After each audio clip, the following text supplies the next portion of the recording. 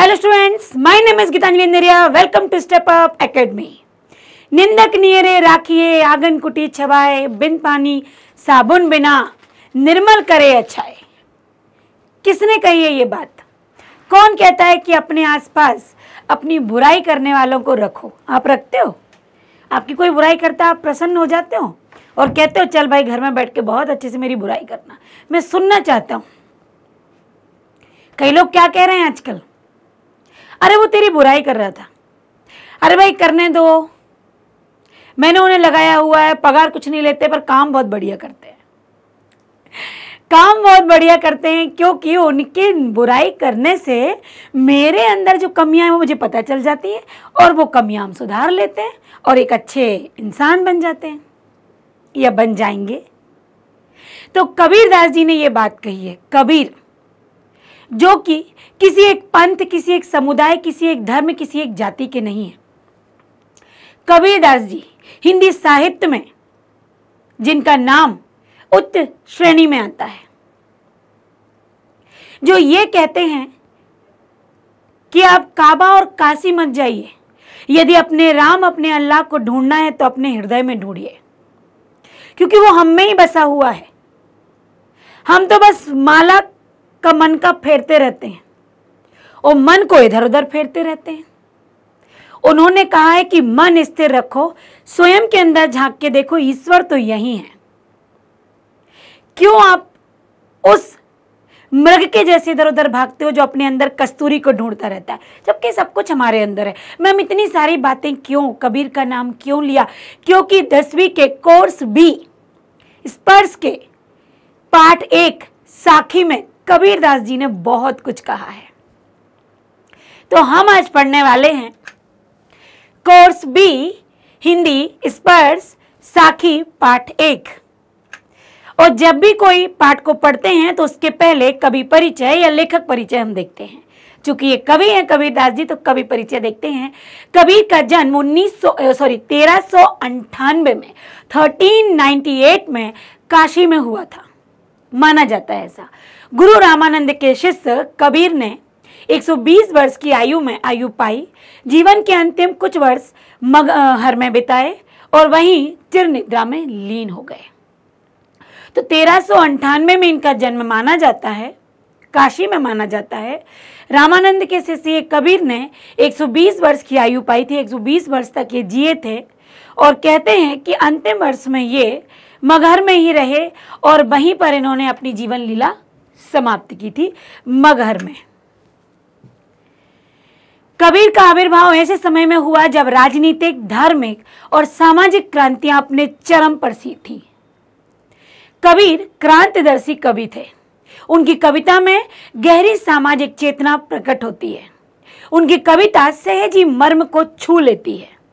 एक ओर धर्म के महाआडंबरों पर उन्होंने एक तीखा प्रहार किया है, तो दूसरी ओर आत्मा और परमात्मा के विरह मिलन को भावपूर्ण ढंग से इन्होंने गाया है।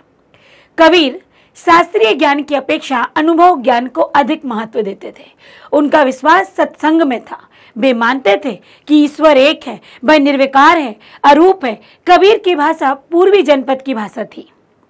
उन्होंने जन चेतना और जन भावनाओं को अपने शब्द और साखियों के माध्यम से जन जन तक पहुंचाया है। अब यहां पर बताया है कि साखी क्या होता है, साखी का अर्थ क्या है। तो मैं आपको बता दूं कि यह अर्थ आपको याद रखना है, क्योंकि पेपर में अक्सर अर्थ पूछा जाता है। साखी शब्द साक्षी से बना हुआ है, साक्षी का तद्भव रूप है। साक्षी शब्द साक्ष्य से बना हुआ है, जिसका अर्थ होता है प्रमाण, प्रत्यक्ष ज्ञान। वह ज्ञान गुरु अपने शिष्य को देता है। गुरु अपने शिष्य को जो प्रत्यक्ष रूप से ज्ञान देता है वो है साक्ष्य, वो है प्रमाण, वो है साक्षी और वही है साखी। साखी वस्तुतः दोहा छंद है, जिसका लक्षण है 13 और 11 के विश्राम से 24 मात्राएं होती हैं। 13 और 11 आपने देखा है कि दोहे, बीच में ब्राह्म होता है, अल्प ब्राह्म, और 2 भागों में बटा होता है, 4 उसके पद होते हैं। तो 13 और 11 के विश्राम में 24 टोटल मात्राएं होती हैं। अंत में जगण होता है। प्रस्तुत पाठ की साखियां प्रमाण है कि सत्य की साक्षी देता हुआ गुरु शिष्य को जीवन के तत्व ज्ञान की शिक्षा देता है। यह शिक्षा जितनी प्रभावपूर्ण होती है उतनी ही याद रह जाने योग्य भी होती है। जब मैं आपको सामने पढ़ाती हूँ, जब हमारा लाइव सेशन चलता है, जब आप मुझसे सामने पढ़ते हैं, वो प्रत्यक्ष ज्ञान है, वो साक्ष्य है, वो साक्षी है। जब आपको साइंस में प्रैक्टिकल करके दिखाया जाता है, वही साक्षी है, वही साक्ष्य, वही प्रत्यक्ष है। जब गुरु अपने शिष्य को प्रत्यक्ष बातें बताता है, सामने रह के बातें बताता है, वही साक्ष्य है, वही प्रमाण है, वही साक्षी है और वही सत्य है। अब देखिए आगे, पहला पद क्या है? ऐसी वाणी बोलिए मन का पाखोड़, अपना तन शीतल करे, औरन को सुख होई कबीरा, औरन को सुख होई। तो ऐसी वाणी बोलिए, अर्थात ऐसे वचनों को बोलिए, ऐसे वचन बुक से निकालिए कि जहां मन का आपा खोड़, आपा मतलब क्रोध, जहां मन का क्रोध ही दूर हो जाए। अपना मन, अपना तन शीतल करे, अपना मन शीतल करे और दूसरों का भी मन शीतल हो जाए। यहां शीतल दिया है, शीतल को। तो जहां अपना मन भी शीतल हो और दूसरों का मन भी प्रसन्न हो जाए, शीतल हो जाए, अपने मुख से ऐसे शब्दों को निकालिए। कबीरदास जी कहते हैं कि हमें ऐसी बोली बोलनी चाहिए जो हमारे हृदय के अहंकार को मिटा दे, जिसमें हमारा अहंकार ना छलकता हो। ऐसे शब्दों को अपने मुख से निकालो। दूसरों को तो सुख प्रदान करे ही, लेकिन जिनको बोलने से हमें भी संतुष्टि महसूस हो जाए, हमारे तन को भी शीतलता प्रदान करे, सुनने वाला श्रोता भी अपने आप में मानसिक सुख को प्राप्त कर ले। तो अपने मुख से हमेशा वचनों को बोलिए। कहते हैं ना कि मुख जीभ में लगा हुआ घाव जल्दी ठीक होता है, किंतु जीभ से लगा हुआ घाव कभी ठीक नहीं होता। अगर आपकी जीभ कट जाती है खाना खाते हुए, तो आप देखना एक ही दिन के अंदर, 2 दिन के अंदर वो ठीक हो जाती है, लेकिन वो घाव तो ठीक हो गया, पर आपने अपने मुख से किसी को यदि इतने कड़वे शब्द बोल दिए कि उसके जाके सीधे दिल और दिमाग में बैठ गए, तो वो घाव कभी नहीं भरते हैं। लाख बार आप उससे क्षमा मांग लो, सॉरी उसे जाके कह दो, वो इट्स ओके बोल देगा, कोई बात नहीं करके बोल देगा। लेकिन जब जब किसी को वो शब्द कहते या किसी और के मुख से सुनेगा, तब तब उसे आप याद आओगे कि आपने ऐसा उससे बोला था। तो वो घाव कभी नहीं मिटता। तो ऐसे शब्द मत बोलिए जो किसी को घाव कर जाए, बल्कि ऐसी वाणी बोलिए कि किसी के घाव पर मरहम का कार्य कर जाए। अगली साखी है इसका काव्य सौंदर्य देख लीजिए। बिल्कुल हर एक साखी के बाद मैं आपको काव्य सौंदर्य लाई हूँ, काव्य सौंदर्य के साथ साथ कला पक्ष भी लाई हूँ। कि आपको कभी ऐसा आ जाता है कि इस पूरे साखियों का काव्य सौंदर्य बताइए, तो आप मिला जुला लिख सकते हैं। भाव पक्ष कला पक्ष बताइए, वो आप लिख सकते हैं। तो भाव पक्ष क्या है? वाणी की मधुरता का महत्व बताया गया है, ये इसमें भाव निहित है। और कला पक्ष अर्थात किस प्रकार की कला वहां पर निखर कर आई है, किस प्रकार के शब्दों का प्रयोग हुआ है। तो भाषा कैसी है? सरल और सहज है। भाषा भावाभिव्यक्ति में सक्षम है। वाणी बोलिए में अनुप्रास अलंकार का प्रयोग है। सदुखड़ी भाषा का प्रयोग है, साधु की भाषा है ये। और ये साक्ष्य इसलिए है साखी इसलिए है क्योंकि ये साक्ष्य प्रमाण है। आप कभी बोल कर देखिए, अच्छे शब्द अपने मुख से निकाल कर देखिए, मन में बहुत तसल्ली होती है। अरे मैंने उस व्यक्ति को खुश कर दिया, मेरे कारण वो व्यक्ति खुश हो गया, उसे किसी कारण से दुखी नहीं होना पड़ा, खुश है वो। ठीक, तो खुश करना है किसी को, खुशी में ही सुख भी प्राप्त होता है। कस्तूरी कुंडल बसई मृग ढूंढ बन माही, ऐसे घटी घटी राम हैं दुनिया देखे नाही, कबीरा दुनिया देखे नाही। कस्तूरी कुंडली बसे। मृग के अंदर कस्तूरी होती है, कस्तूरी जिससे बहुत अच्छी सुगंध आती है, तो उसके अंदर से उसकी नाभि में कस्तूरी होती है और वो इधर उधर ढूंढता है मृग कि आखिर ये सुगंध कहाँ से आ रही है, ये खुशबू कहाँ से आ रही है, ढूंढता रहता है। उसे ये पता ही नहीं होता कि अरे ये तो मेरे ही अंदर से आ रही है। ठीक वैसे ही हम राम को ढूंढते हैं, हम ईश्वर को खोजते हैं, लेकिन वो तो हमारे अंदर रोम रोम में समाये हैं। आप उन्हें स्वयं में खोज कर तो देखिए, स्वयं में तलाश कर तो देखिए। कबीरदास जी कहते हैं, उदाहरण द्वारा ईश्वर की महत्व बताते हुए कहते हैं, कस्तूरी तो हिरण की नाभि में होती है, परंतु वह उसे पूरे वन में ढूंढता है, पूरे जंगल में ढूंढ लेता है, अर्थात वह अपने अंदर बसी कस्तूरी को नहीं पहचान पाता। यही स्थिति मनुष्य की भी है कि मनुष्य के हृदय में निवास करता है राम, निवास करते हैं ईश्वर। मनुष्य उनको उम्र भर ढूंढता है, मालाओं में ढूंढता है, मंदिरों में ढूंढता है, देवालयों में खोजता है, पूजा पाठ में खोजता है। उसे प्राप्त करने के लिए स्थान स्थान पर, मंदिर मस्जिद में भटकता है, किंतु प्राप्त नहीं कर पाता। अरे भाई, देखने की आवश्यकता तो अपनी आत्मा में है, क्योंकि हमारे एक एक शब्द में वो बसे हुए हैं। आप अच्छी वाणी तो बोलिए, उसमें ईश्वर का निवास है। आप किसी की मदद तो कीजिए, आप में ईश्वर का निवास है, निवास है, बसे हुए हैं वो तो घट घट में राम है। आप उन्हें यहाँ वहाँ ढूंढते रहते हैं और ये सत्य है, इसलिए ये साक्ष्य है। इसका जो भाव पक्ष है, क्या भाव निहित है, तो ईश्वर का स्थायी निवास मनुष्य के अंदर बताया है और मृग का उदाहरण देते हुए ये बात पूर्ण की है। कला पक्ष क्या है, किस प्रकार की भाषा का प्रयोग हुआ है, सदुक्कड़ी भाषा का प्रयोग है, सरल और सहज भाषा है। कस्तूरी और कुंडली में दुनिया देखे में अनुप्रास अलंकार है और घटी पटी में पुनरुक्ति प्रकाश अलंकार है। घटी घटी जो आया है उसमें एक शब्द 2 बार प्रयोग हुआ है, पुनः आया है, इसलिए इसमें पुनरुक्ति अलंकार। तो अनुप्रास और पुनरुक्ति अलंकार का प्रयोग है। भाषा सदुक्कड़ी है, सहज भाषा, सरल भाषा है। जब मैं था तब हरि नहीं, अब हरि है मैं नहीं, सब अंधियारा मिट गया, जब दीपक देखा माही, कबीरा जब दीपक देखा माही। यहाँ पर कवि ये कहना चाह रहे हैं कि जब मैं था, मैं किसके लिए, मैं अर्थात अहंकार, घमंड, जब मेरे अंदर मैं का भाव था, सब कुछ मैंने किया, जब मैं कहता रहा, तब तक मेरे अंदर हरि का वास ही नहीं हुआ, हरि मेरे अंदर निवास ही नहीं कर पाए। और जब मैंने मैं कहना छोड़ दिया, सब कुछ उसका दिया हुआ है, तब मेरे अंदर ईश्वर आ गए, तब मेरे अंदर हरि आ गए। और हरि के आने से वो हरि रूपी दीपक जब मेरे अंदर जल गया, तो अहंकार रूपी अंधकार मेरे अंदर से हट गया और अहम मेरे अंदर से दूर हो गया, चारों तरफ उजियारा ही छा गया।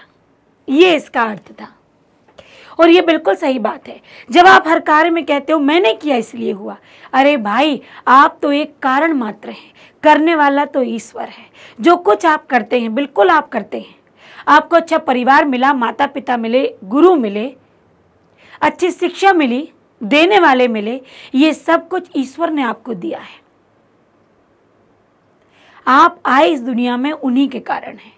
तो ये साक्ष्य है ना, ये साखी है, जो सत्य है वही साखी है। कबीरदास जी कहते हैं जब तक मेरे अंदर अहंकार था तब तक मुझे ईश्वर की प्राप्ति ही नहीं हुई, और जिस दिन मेरे अंदर से अहंकार मिट गया मुझे ईश्वर की प्राप्ति हो गई। जब मैंने ज्ञान रूपी दीपक के दर्शन कर लिए, जब उस ईश्वर रूपी दीपक के दर्शन कर लिए, तो मेरे अंदर से अहंकार रूपी अंधकार मिट गया। अहम भाव को त्याग कर अब मैंने ईश्वर की प्राप्ति कर ली है, अब मुझे ईश्वर प्राप्त होंगे। तो जब तक हमारे अंदर घमंड है तब तक ईश्वर का निवास हो ही नहीं सकता, ईश्वर को आप पहचान ही नहीं पाओगे, आपके मुख से अच्छे शब्द निकलेंगे ही नहीं। और जिस दिन आप मैं करना छोड़ दोगे, सब कुछ मैंने किया, मेरे कारण ये हो रहा है, मैं ना होता तो नहीं होता। ये मैं जिस दिन से हमारे अंदर से निकल जाएगा और मैं की जगह ईश्वर आ जाएगा, उस दिन हमारे अंदर से सब कुछ अच्छा निकलने लगेगा, अच्छे शब्द भी, अच्छे विचार भी। अब यहाँ का भाव क्या है, तो ईश्वर की प्राप्ति का उपाय, एक उपाय बताया गया है, और अहम भाव के कारण ईश्वर प्राप्त नहीं हो सकते। अहं की समाप्ति ही ईश्वर की प्राप्ति है, ये भाव है। कला पक्ष क्या है, मैं शब्द को यहाँ पर अहंकार बताया गया है, क्या प्रयोग हुआ है, हरि है दीपक, यहाँ उपमा अलंकार का, देखिए उपमा अलंकार तो आया ही है, और दूसरा दीपक देखा, हरि है और दीपक देखा अनुप्रास अलंकार है। अंधियारा अज्ञान का प्रतीक है, दीपक ज्ञान का प्रतीक है, मतलब प्रतीकात्मकता का प्रयोग हुआ है यहाँ पर। ठीक, उपमा तो नहीं कहेंगे, यहाँ प्रतीकात्मक, प्रतीक माना गया है। चलिए, तो भाव वो होते हैं जो उन पंक्तियों में निहित है, कला मतलब जो उस वहां पर जिस अलंकार भाषा का प्रयोग हुआ है। सुखिया सब संसार है, खाए अरु सोवे, दुखिया दास कबीर है, जागे अरु रोवे, कबीरा जागे अरु रोवे। तो यहाँ पर सुखिया सब संसार है। कबीरदास जी कहते हैं सारा संसार सुख में है, लेकिन क्या सुख है उनके लिए, खाना और सोना, केवल ये दो कार्य अपने सुख मानते हैं वो, कि हमने अच्छा खा लिया और हमारी नींद पूरी हो गई, ये हमारे लिए सुख है। लेकिन कबीर कह रहे हैं कि दुखिया वो है, जागे अरु रोवे, जो जागते हैं वो रोते हैं, वो केवल उनको दुखी माना गया इस संसार में। तो कबीरदास जी कहते फिर तो दुखी मैं ही हूं, क्योंकि जो प्रभु के वियोग में जाग रहे हैं, जिनको ईश्वर नहीं मिला, वो दिन रात ईश्वर को भजते हैं, अपना ध्यान लगाते हैं, उनके अंदर से नींद भाग जाती है और उन्हें चैन नहीं मिलता, तो वे तो दुखी ही हैं, केवल संसार की दशा देखकर रोते रहते हैं। चिंतनशील मनुष्य कभी भी चैन की नींद नहीं सो सकता। तो कबीरदास जी कहते हैं कि यह संसार सुखी है, क्योंकि यह केवल खाने और सोने का काम करता है, अर्थात सब प्रकार की चिंताओं से ये परे है। इसमें दुखी केवल कबीरदास जी हैं। कबीरदास जी कह रहे हैं मैं सोता नहीं हूँ, क्योंकि मैं ईश्वर को प्राप्त करना चाहता हूँ, मुझे नींद नहीं आती। लेकिन लोगों के इन छोटी मोटी बातों को देखकर कि सुख वो किसको मान रहे हैं, घमंड कैसा भरा हुआ, इस माया को देखकर, इस दुख को देखकर तो मैं दुखी हूँ कि संसार ऐसा है। तो सबसे ज्यादा दुखी तो फिर मैं ही हूँ। तो दुखी वो है जो ईश्वर को प्राप्त करना चाह रहा है, क्योंकि ईश्वर नहीं मिला तब तक तो मैं दुखी हूँ। जिस दिन मुझे वह मिल गया तो समझ लो कि मुझे सारा सुख मिल गया। तो ये सुख संसार जिसमें ढूंढता है, सुख वाकई में वो नहीं है। जब आप ईश्वर के मिलन ना होने पर दुखी हो जाएं, वो दुख है, और उनके मिलने पर जब आप प्रसन्न हो जाएं, वो सुख है। तो यहाँ पर भाव क्या दिया गया है, चिंतनशील मनुष्य की व्याकुलता को ही प्रकाशित किया गया है, कि जो मनुष्य चिंतन करता रहता है वो उसको नींद नहीं आती। कला पक्ष क्या है, भाषा सरल है, सहज है, भाव व्यक्ति में पूर्ण है। सुखिया सब संसार में अनुप्रास अलंकार का प्रयोग है, सदुकड़ी भाषा का प्रयोग किया गया है, और दुखिया और दास में भी अनुप्रास। तो आप देख पा रहे होंगे अनुप्रास अलंकार का प्रयोग बार बार हो रहा है। विरह भुगम्बन तन बसई, मंत्र न लागे कोई, राम वियोगी ना जीवई, जीवई तो बोरा होई कबीरा, जीवई तो बोरा होई। अब यहाँ पर देखिए, विरह भुगम्बन तन बसे, यहाँ पर कह रहे हैं कि विरह मतलब होता है दूरी। जब हमें किसी के साथ विरह हो जाता है, जिसको हम चाहते हैं उससे यदि हम दूर हो जाते हैं, तो हमारे तन पर सांप से लौटते हैं। भुगम्ब मतलब सर्प, सांप। यदि जिससे हम प्रेम करते हैं उससे हमारा वियोग हो जाए, हम उससे दूर हो जाए, तो दिन रात हमारे शरीर पर सांप लौटते रहते हैं। हमारा शरीर ऐसा लगता है कि बिल्कुल व्याकुल बेचैन है। मंत्र न लागे कोई झाड़ फूंक काम नहीं करती, क्योंकि मन दुखी है, उसके वियोग में दुखी है। राम वियोगी ना जीवई, जीवई तो बोरा हुई। वो कह रहा है कि राम के वियोग में, अब यहाँ पर कह रहे हैं राम के वियोग में मनुष्य तो जीवित ही नहीं रह सकता, और यदि वो जीवित रह भी जाता है तो उसकी स्थिति में वो पागल हो जाता। बौरा मतलब पागल हो जाना।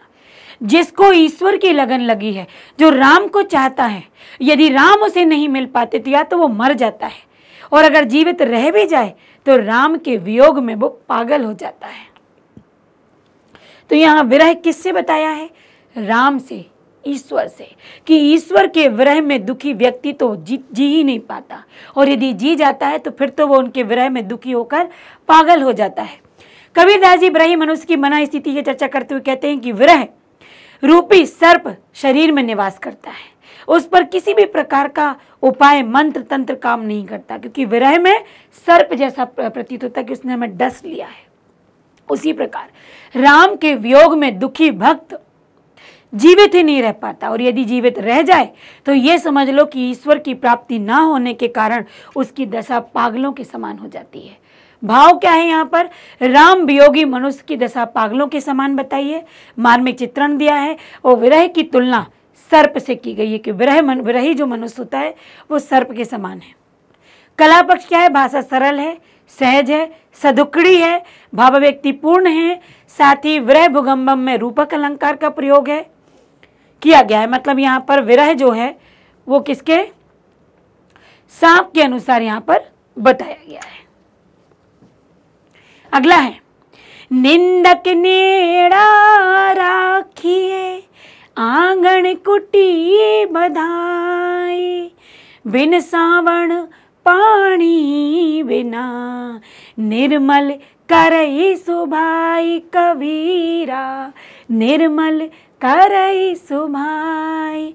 निंदक नियरे राखिए, इसको यदि और हम सरल भाषा में करें तो निंदक अर्थात निंदा करने वाले, बुराई करने वाले, जो निंदा करने वाले लोग होते हैं उनको पास में रखिए, हमेशा अपने करीब रखिए। आंगन कुटी बंधाई, उनके अपने आंगन में उनका घर बना लीजिए।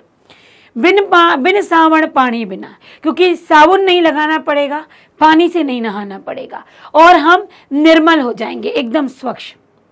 यदि बुराई करने वाला व्यक्ति हमारे पास में आ जाए, लेकिन अपनी बुराई सुनकर आप किसी भी प्रकार का क्रोध नहीं करें, अपनी बुराई सुनते रहें, आप में ये कमी है, ये कमी है, ये कमी है, और आप अपनी कमियों को उनको दूर करते जाएं, तो आप तो बिना साबुन और पानी के बिना अंदर से ही निर्मल और पवित्र हो जाएंगे। तो बुराई करने वाले को हमेशा अपने करीब रखो, ऐसे मित्रों को हमेशा अपना मित्र बनाओ, ऐसे लोगों को। कबीरदास जी कहते हैं कि निंदा करने वाले व्यक्ति को अपने पास रखना चाहिए, हो सके तो अपने आंगन में उसको रख लो, झोपड़ी बनाकर।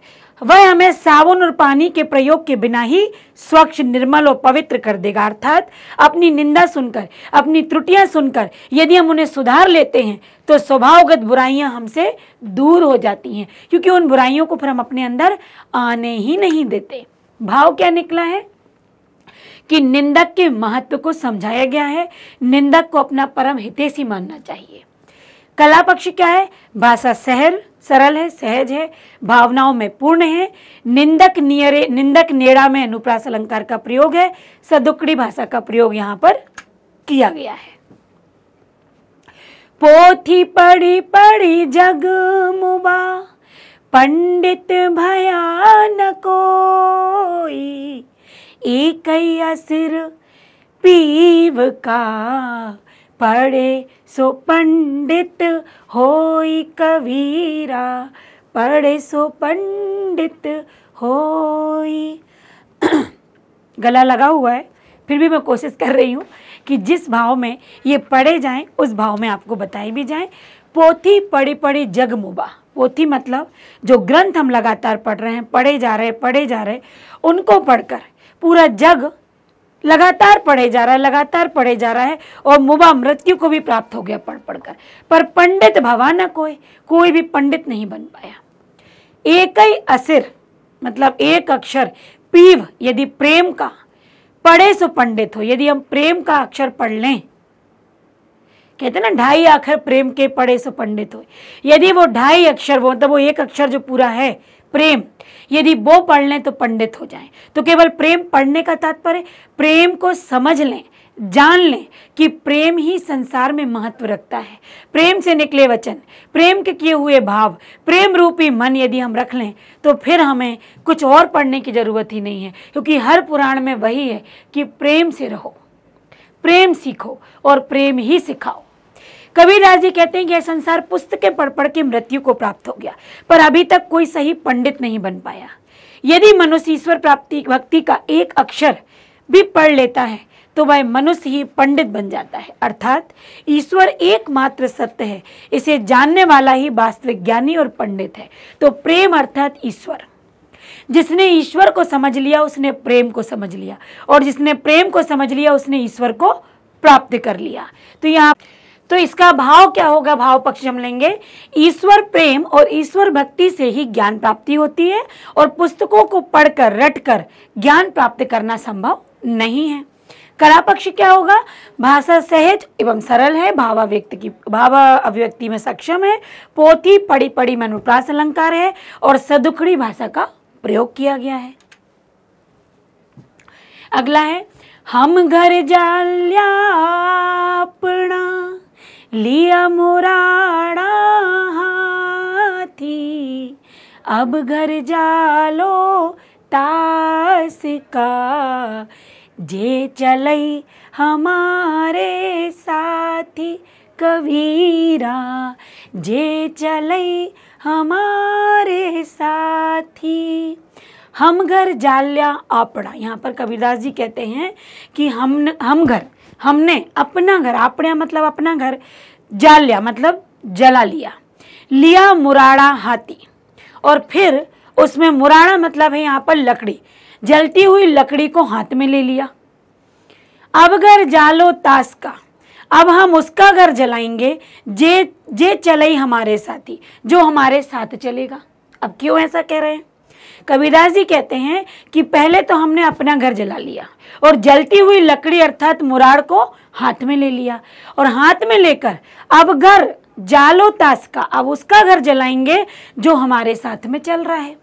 अर्थात पहले हम अपने घर की बुराइयां नष्ट कर दिए, बुराइयों को नष्ट करके अब हम अपने साथियों की बुराइयों को नष्ट करने के लिए चल पड़े हैं। पहले अपने अंदर झांकिए, अपनी बुराइयों को नष्ट कीजिए, और मित्र वही है जो अपनी मित्र की बुराइयों को देखकर उनको भी नष्ट करने का प्रयत्न करता है। तो जो हमारे साथ चलते हमारे मित्रगण हैं, अब मैं उनकी बुराई को भी नष्ट करूंगा कि तुम्हारे अंदर क्या क्या बुराइयां हैं, लेकिन पहले अपनी बुराई, क्योंकि कहते हैं कि एक उंगली यदि हम दूसरे पर उठाते हैं तो बाकी की 3 उंगली हमारी तरफ भी होती हैं।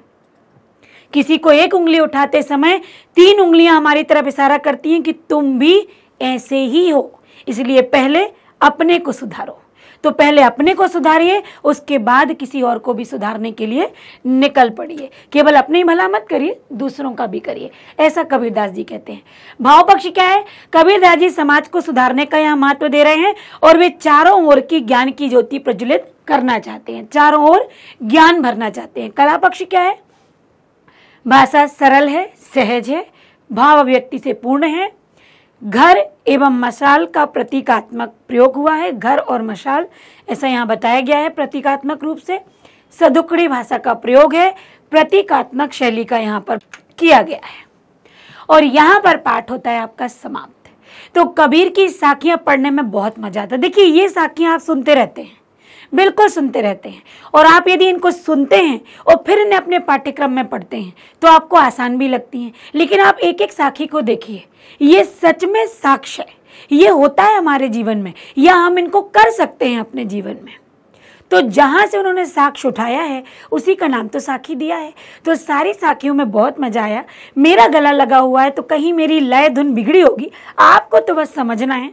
मैंने प्रयास किया है कि उस लय में आपको पढ़ाने का, और यदि कहीं बिगड़ी है तो आप मेरे को छोड़कर खुद गाना शुरू जरूर करिएगा यदि मेरा गड़बड़ लगता है। और अगला जो वीडियो आएगा वो होगा इसका अभ्यास का। तो अगले वीडियो के लिए आप रेडी रहिए, क्योंकि ये पाठ तभी पूरा माना जाएगा जब इसके प्रश्नोत्तर भी हम कर लेंगे।